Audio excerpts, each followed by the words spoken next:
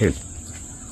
ಇದು ಕಾವೇರಿ ನದಿ. ಇಲ್ಲಿ ತಮಿಳುನಾಡಲ್ಲಿ ಇಲ್ಲಿ ಕಲ್ಲಣೆ ಗ್ರ್ಯಾಂಟ್ ಅಣೆಕಟ್ಟು ಕೇಳಿಬಿಟ್ಟಿದ್ದೀರಾ? ಇಲ್ಲಿ ಒಂದು ಸೆಪರೇಟ್ ಆಗುತ್ತೆ.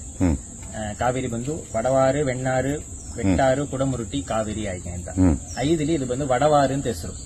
ಇದು ಕಾವೇರಿಯೋட ಒಂದು ಬ್ರಾಂಚ್. ಇಲ್ಲಿ ತಾನು ಬಂದು ರಾಯರಿಯ ಬಂದು ಸನ್ಯಾಸ ಸ್ವೀಕಾರ ಆಗತ್ತೆ.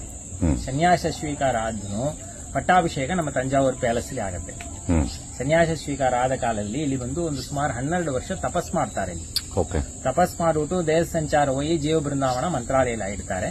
ಮಂತ್ರಾಲಯ ಆದ ಆಮೇಲೆ ಇಲ್ಲಿ ರಾಜನಿಯ ಕನಸಲಿ ಬಂದು ನಾ ತಪಸ್ ಮಾಡಿದ ಜಾಗದಲ್ಲಿ ನಂಗೊಂದು ಬೃಂದಾವನ ಮಾಡು ಹಾಗೆ ಅಂತ ಕನಸಲಿ ಆಜ್ಞೆ ಆಗುತ್ತೆ. ಆ ರಾಜನಿಗೆ ಬಂದು ಎಲ್ಲಿ ಮಾಡೋದು, ಇದು ಕಾವೇರಿ ತೀರ, ಇದು ಸ್ವಲ್ಪ ಒಂದು 30-40 ಕಿಲೋಮೀಟರ್ ಹೋಗತ್ತೆ.